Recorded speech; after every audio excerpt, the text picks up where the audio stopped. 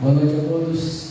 Eu saúdo a amada igreja que está aqui presencialmente reunida e a todos aqueles que vão nos acompanhar pela internet, com a graça e a paz da parte de Deus, nosso Pai, e do nosso Senhor e Salvador Jesus Cristo, com o poder do Espírito Santo. O texto da palavra do Senhor, 2 Coríntios, capítulo 10. Eu vou ler 3 versículos no 10 e mais alguns no capítulo 11.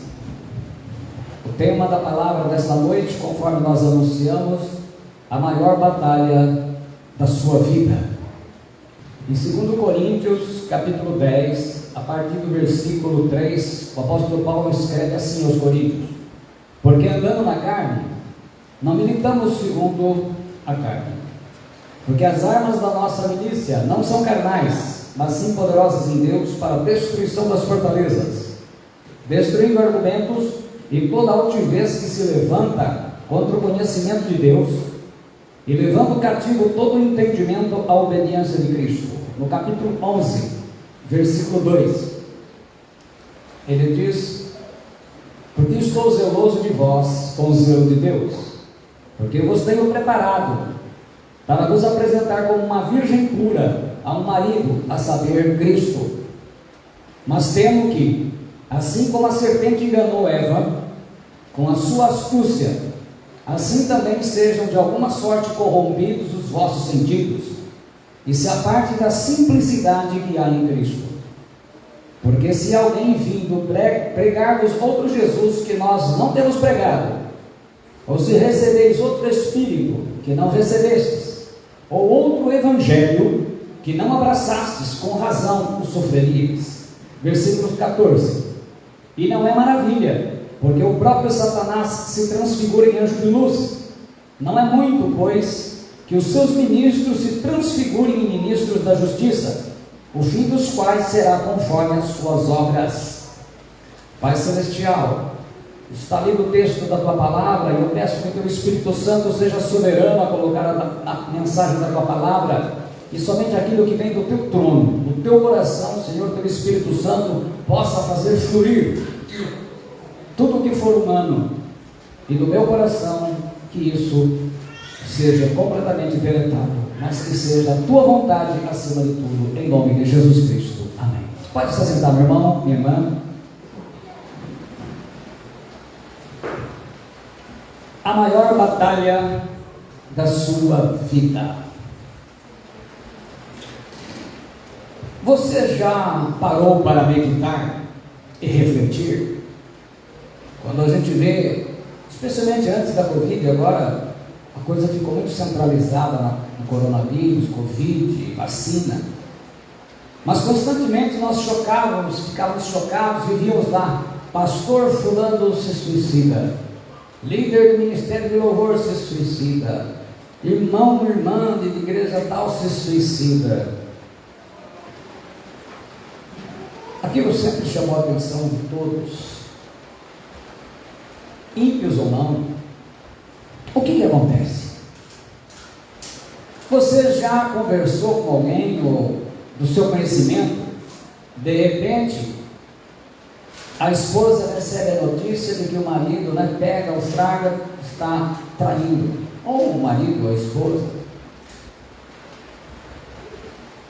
Situações, você já pegou naquele dia em que as coisas estavam tudo ruim para você estava sendo pressionado, tudo dando errado, as pessoas falando coisas que machucaram você, foi aquele dia terrível, dia mau, e você desejou morrer, ou muitas vezes até pensou em tirar a própria vida. Se não fosse do inferno. Pois então, a Bíblia nos fala muito sobre o dia mau, lá em Efésios capítulo 6, e fala da guerra, mas existe uma batalha que ela não pode ser perdida,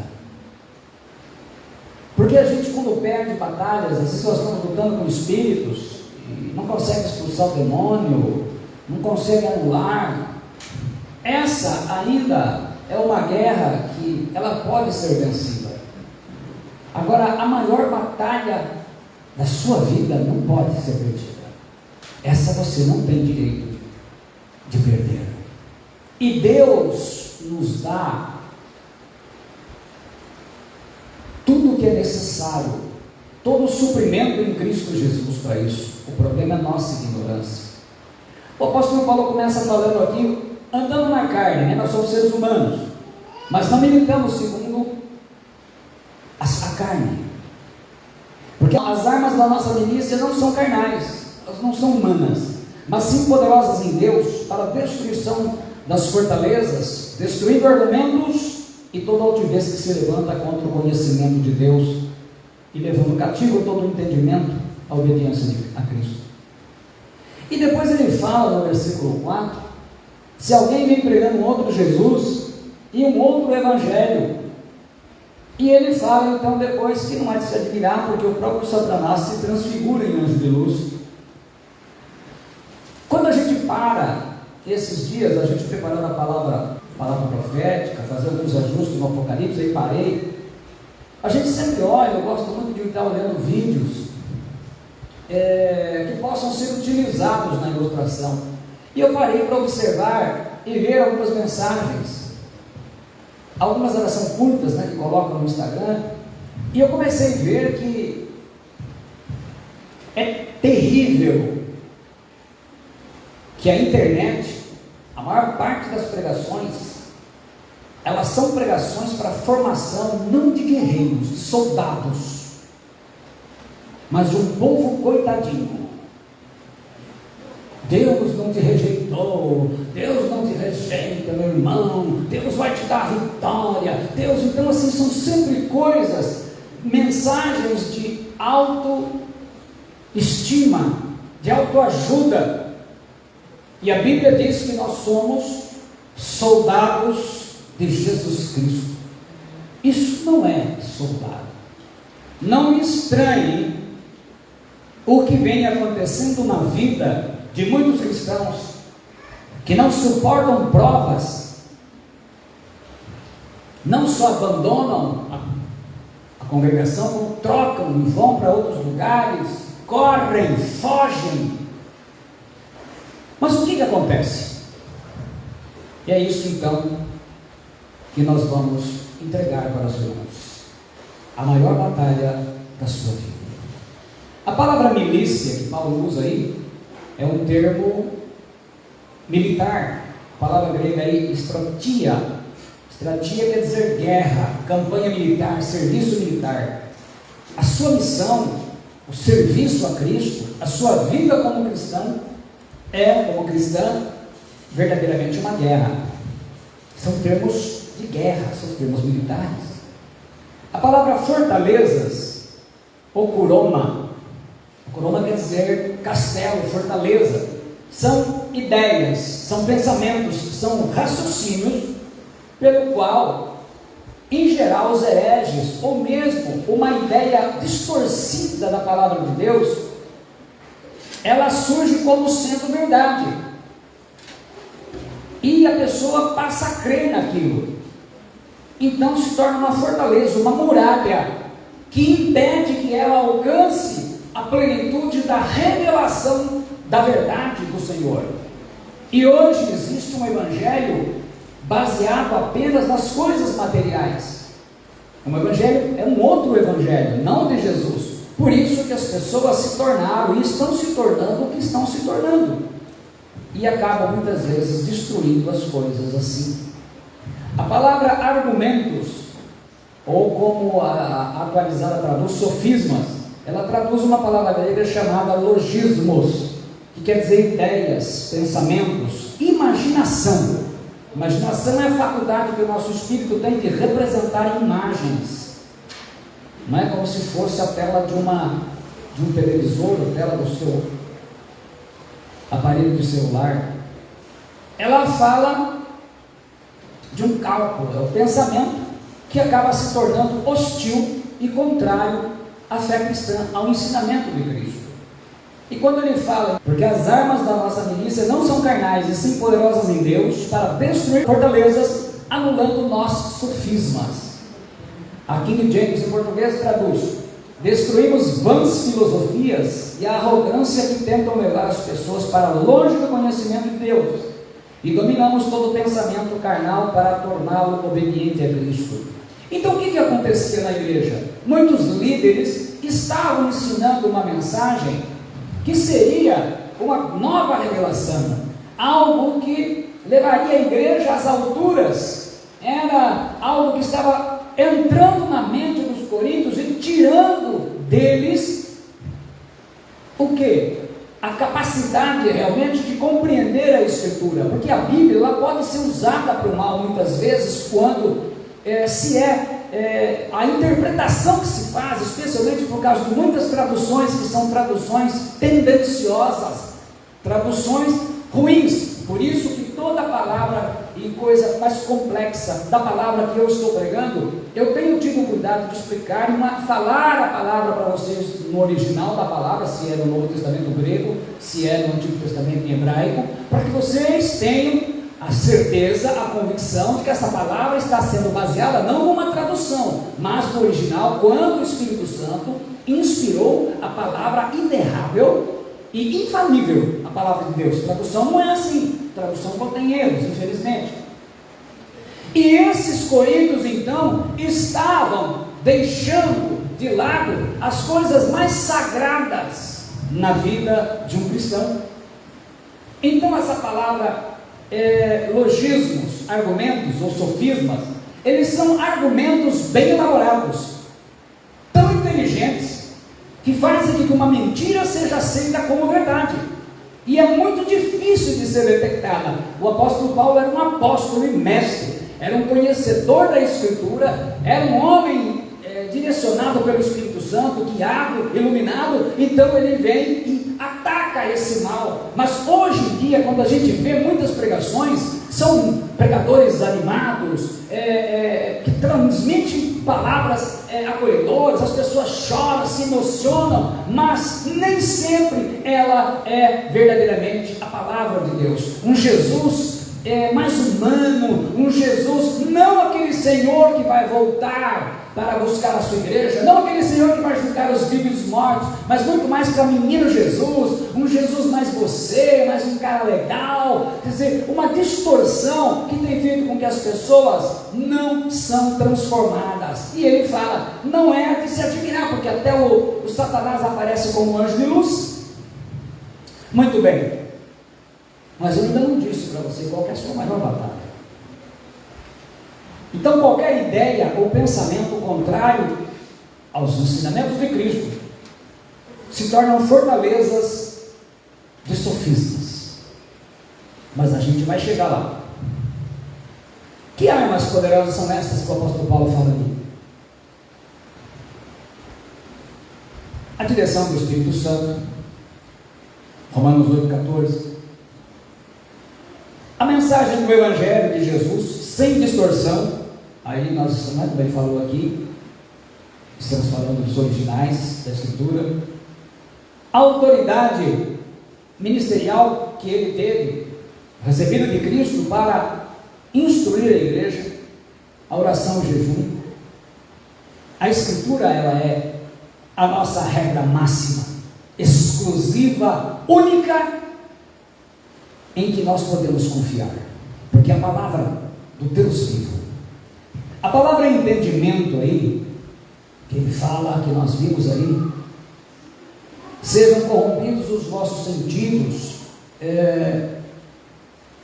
entendimento no versículo 5 do capítulo 10, ambas são traduções da mesma palavra, a palavra noema, que significa a mente, propriamente dito, o pensamento, o subconsciente.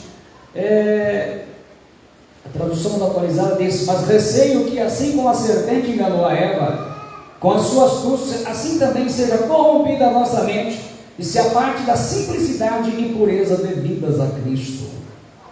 O que ele está ensinando? Que é uma guerra de ideias sendo travada, e os cristãos, quando não se defendem com armas espirituais, mas com armas carnais acabam sendo vencidas. A maior batalha da sua vida, ela está sendo travada na sua mente. É na nossa mente em que nós recebemos a maior batalha. Nem adianta pensar em sair para outra batalha quando a gente não vence a da nossa mente.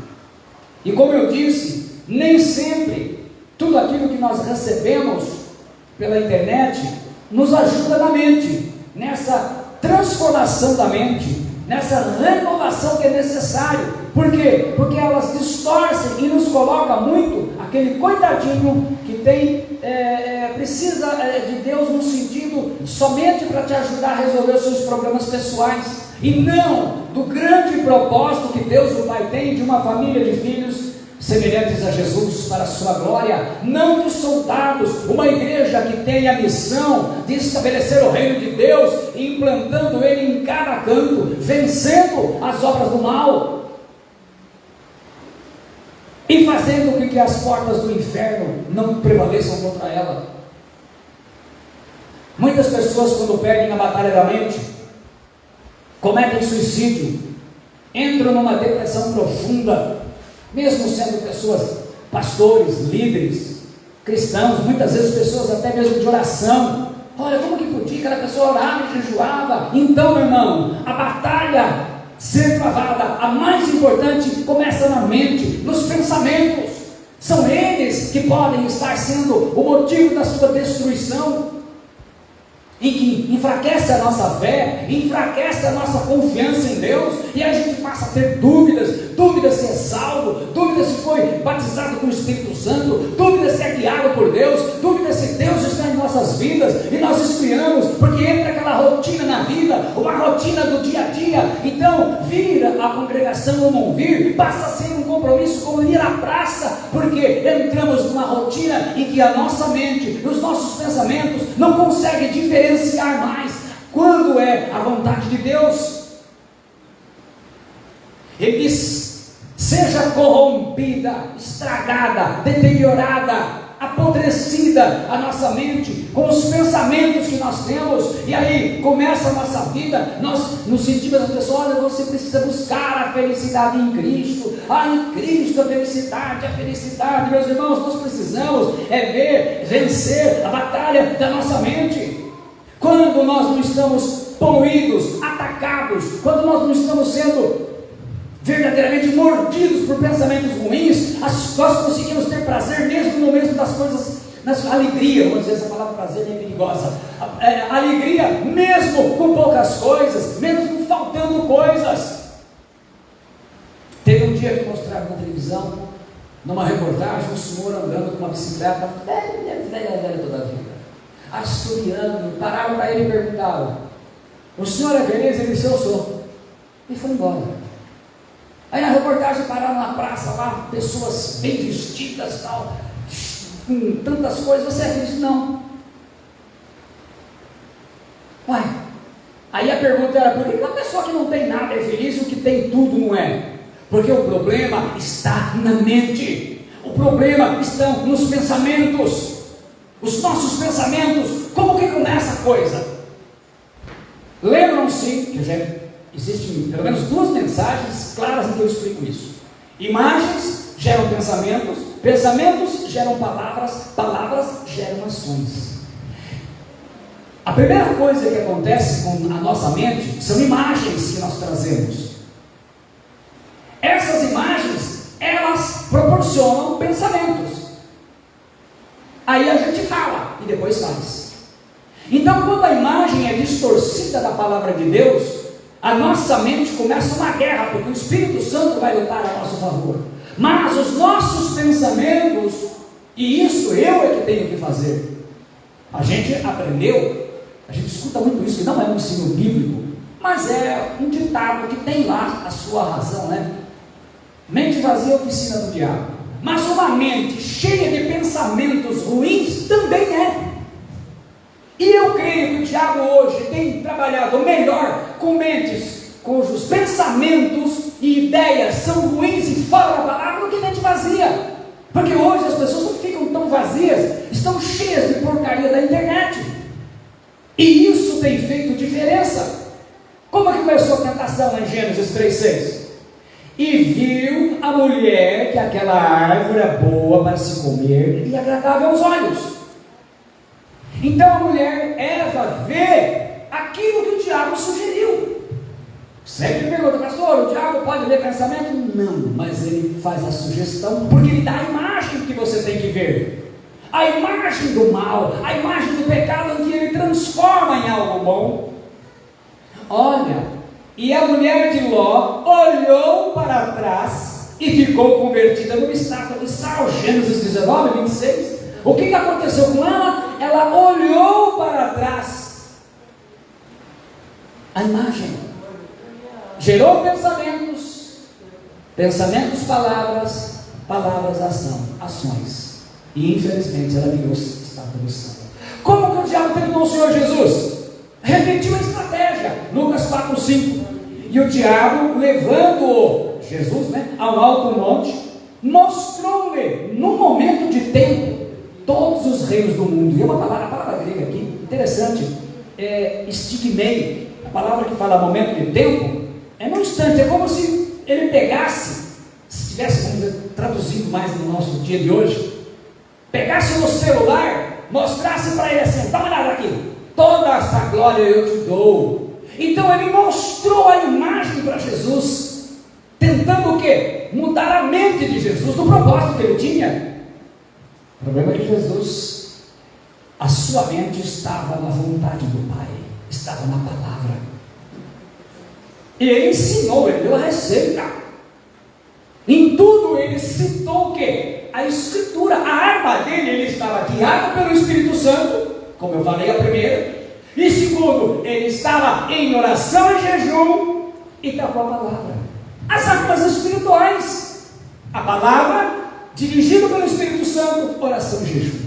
Armas espirituais, a autoridade que vem de Jesus, todo crente tem. Uma vez salvo, já tem autoridade. As armas que nós precisamos.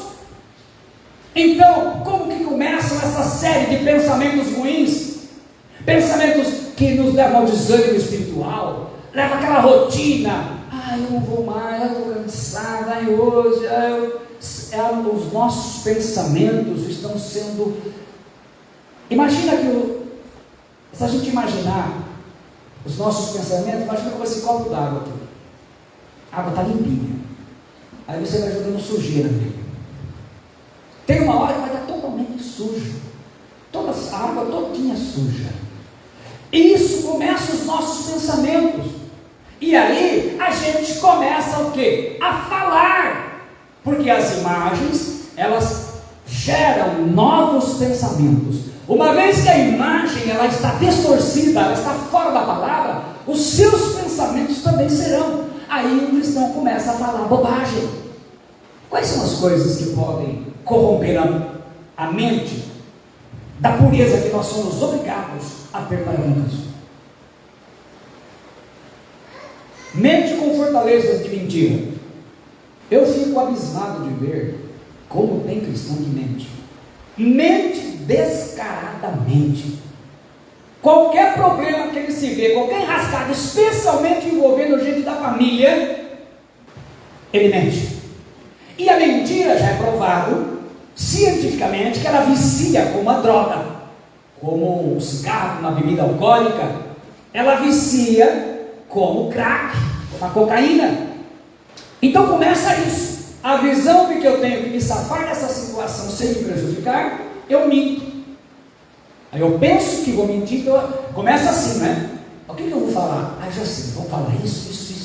Aí eu saio. Então eu começo a pensar na mentira, aí eu falo a mentira, aí eu começo a agir como mentiroso. Aí a gente começa a mentir. Fala que eu vou, e não vai. Fala que eu não vou, e vai. E começa, a mentira começa a fazer parte daquela mente. Essa mente já está com pensamentos que não estão cativos à obediência de Cristo. Mente com raiz de amargura.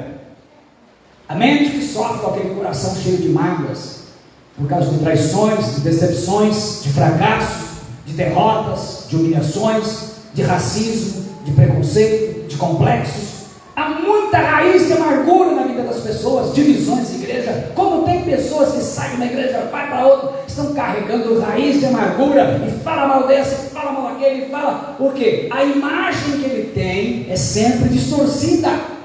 Como que a gente percebe que uma pessoa tem imagens distorcidas? Começa a conversar com ela. Quando começa a sair bobagem, falar mal da vida dos outros, fuxico, mentira, coisas disso, você sabe que tipo de imagens ela tem na vida. Falta de perdão, porque existe muito aquele falso perdão, não está perdoado. Eu saio daqui, vou para lá, mas está perdoado. Esse perdão não vale no reino de Deus. É o tipo de mente que procura sempre soluções mágicas. Divórcio, muda de igreja, foge do problema, evita. A mente escrava de um passado traumático. Lá em Isaías 43, 18, 19, está escrito assim: não nos lembreis de coisas passadas, nem considereis as antigas.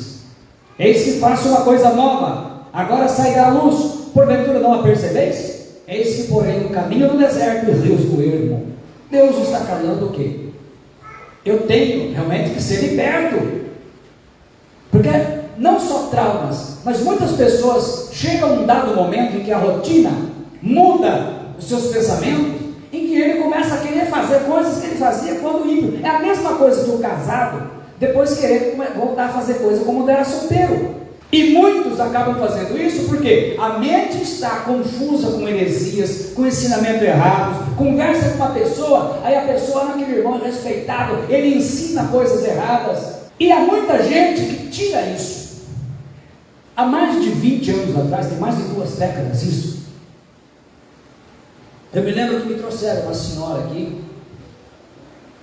Ela havia passado o Seixamoê, Testemunhas de Jeová, ela passou por várias dessas religiões e tinha a mente muito confusa.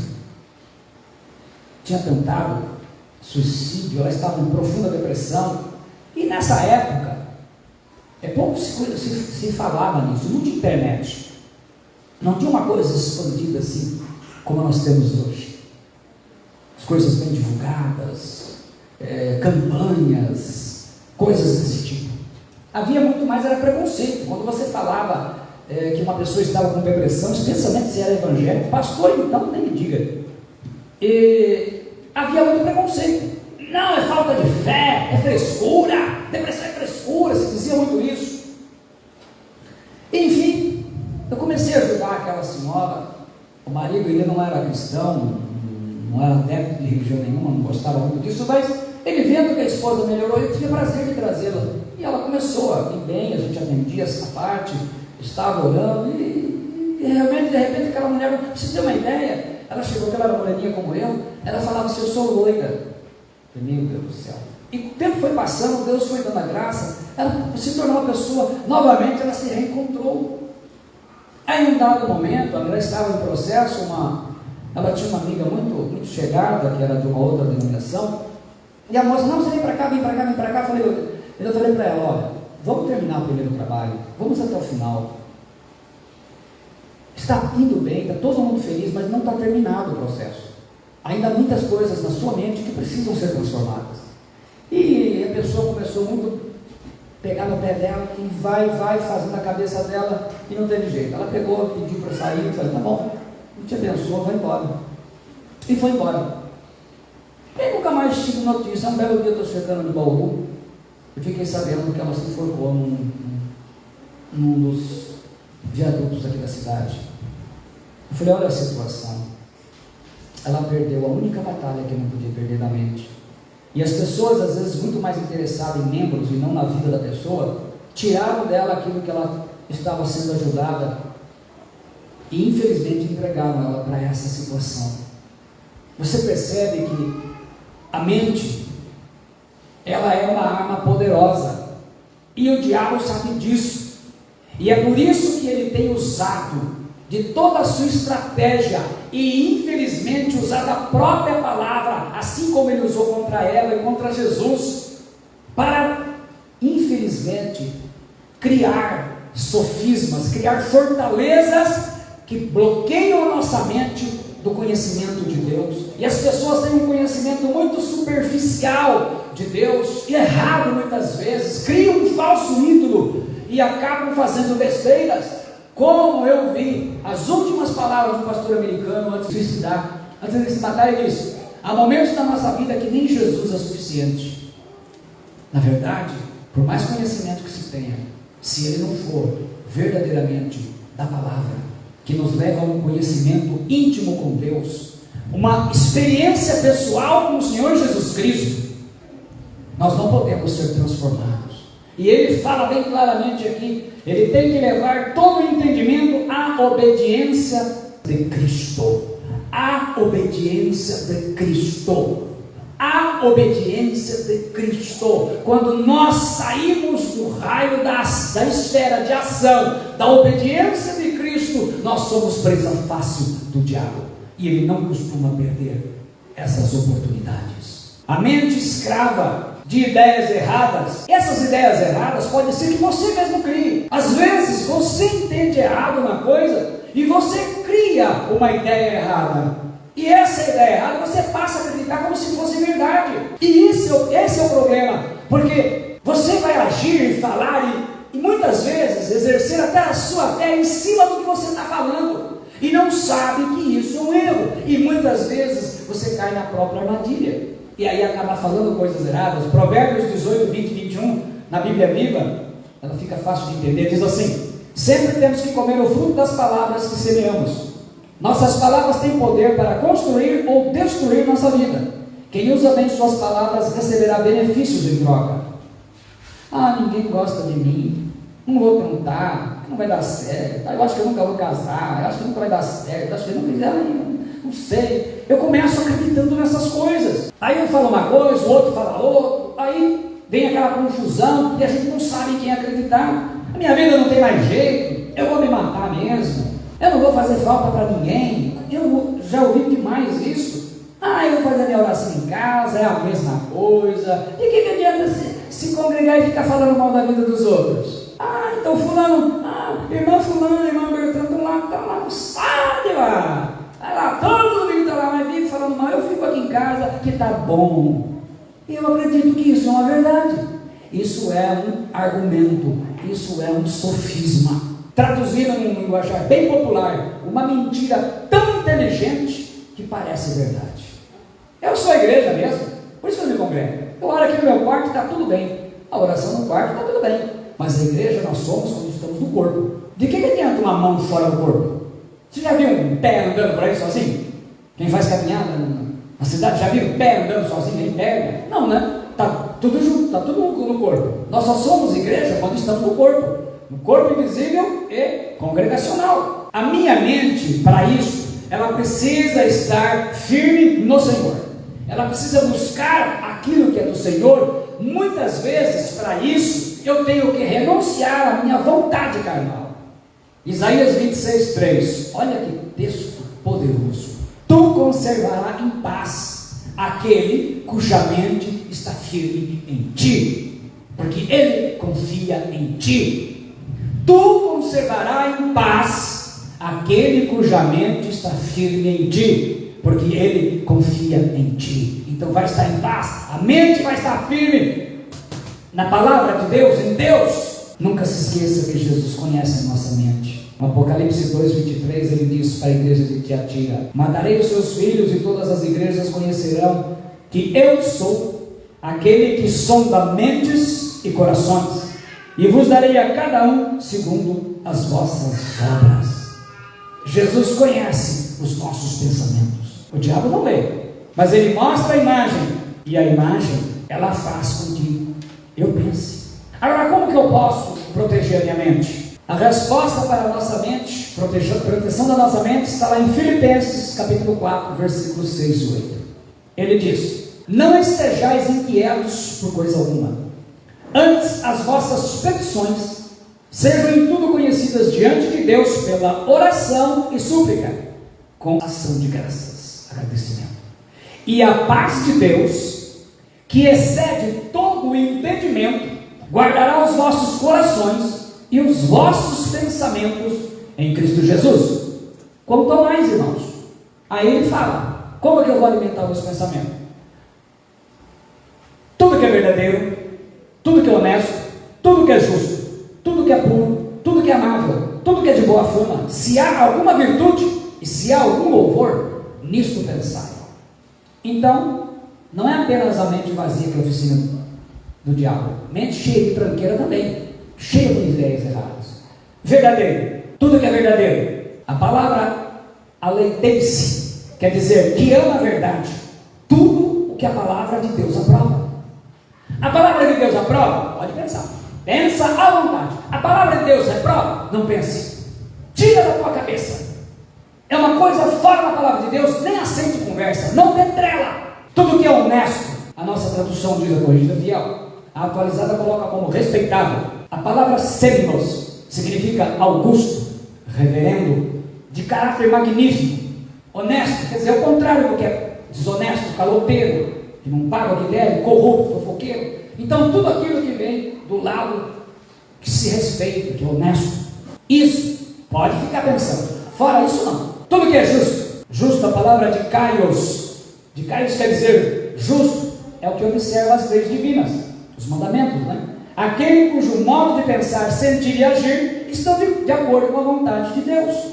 Alguém que está obedecendo a Deus. Então, é justo diante de Deus? Deus aprova? Eu vou, eu faço, eu penso. Ele fala tudo que é puro.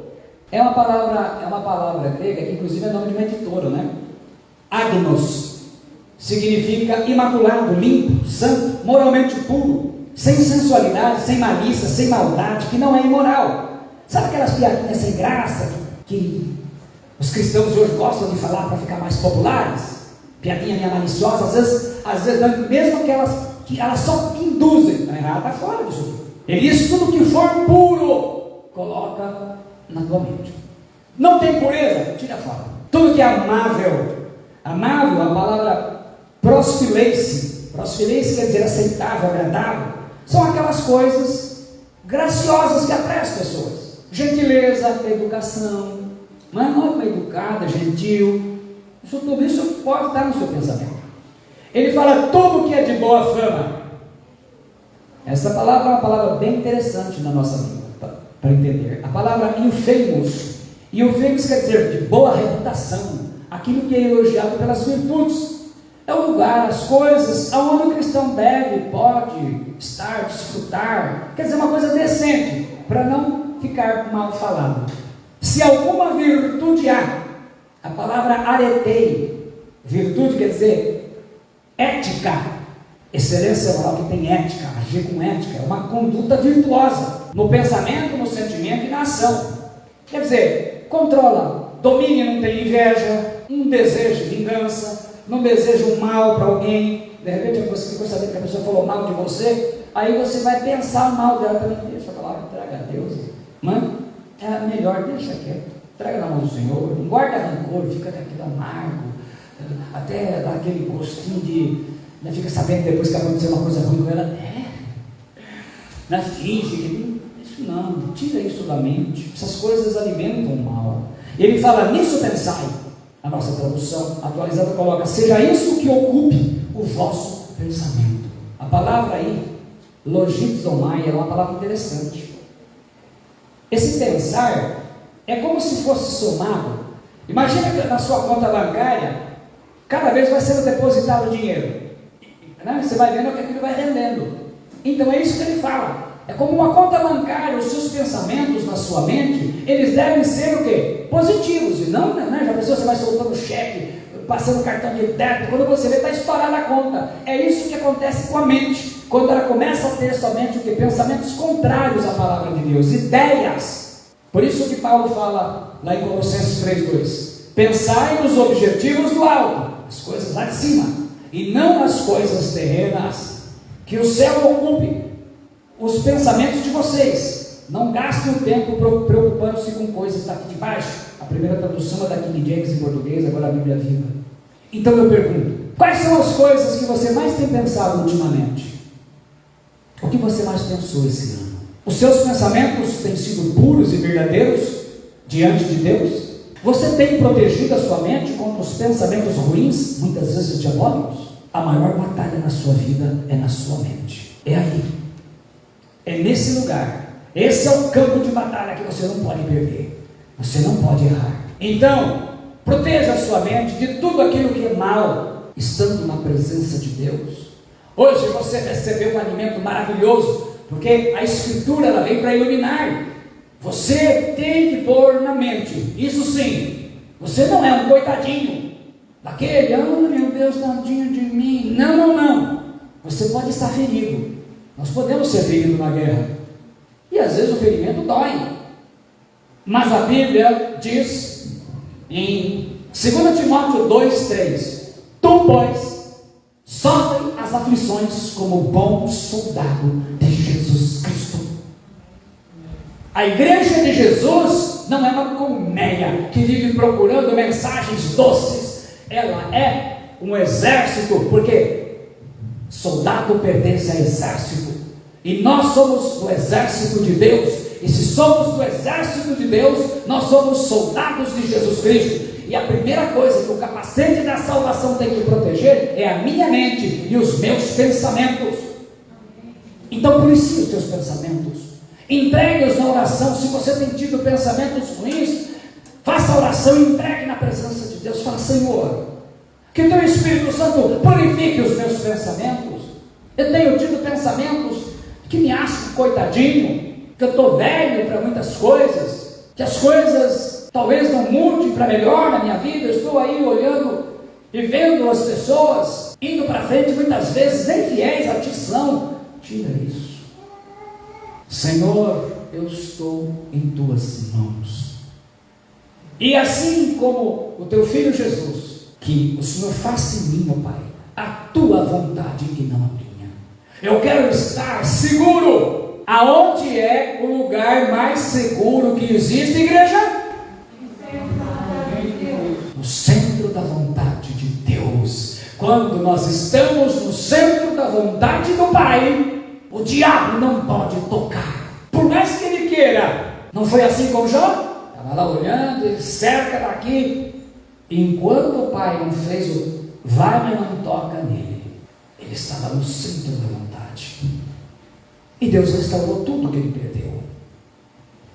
Hoje, o que Deus quer que você entenda é que essa batalha que você tem travado com seus pensamentos, chegou a hora de você ganhar essa guerra. E todos os pensamentos ruins, a gente fala pensamento negativo, dá a impressão que a gente está falando aqui negócio de confissão positiva. Não. Pensamento negativo porque ele te leva para baixo, porque ele te leva a ser menos do que a Escritura te diz. Ele te leva a não crer na palavra de Deus. E a pior desgraça que existe para o ser humano é quando ele não crê na palavra de Deus e ele não reconhece a soberania e o senhorio de Jesus Cristo. Eu creio que esse tem sido um problema nesse tempo de pandemia da Covid. Mas essa palavra fica para a palavra profética no dia 31. Aquilo que Deus tem para falar conosco, a reflexão e a palavra de encorajamento para 2021. Mas desde já, eu vou orar por você e quero que você coloque diante do Senhor, para que o Espírito Santo possa fazer uma limpeza, uma purificação nos seus pensamentos, na sua mente. Pai Celestial, em nome do Senhor Jesus Cristo, eu oro agora pela vida de cada irmão e de cada irmã, os que estão aqui presencialmente na congregação e aqueles que estão recebendo pela internet. Ó Deus, trabalha na mente e nos pensamentos desse irmão, desta irmã, deste homem, desta mulher, deste jovem, dessa moça, dessa criança. Purifica e tira todo pensamento contrário à vontade de Cristo. Tira, Senhor, todo pensamento carnal, todo pensamento que não proceda de Ti, meu Pai. Ó Senhor, restaura e coloca nessa mente, faça-la renovada, para que ele se sinta muito mais, ó Deus, aquilo que de fato é um filho de Deus, uma filha de Deus, amado pelo Pai, um soldado, uma soldado de Jesus Cristo, em nome de Jesus Cristo. Deus te abençoe, em nome de Jesus Cristo, amém.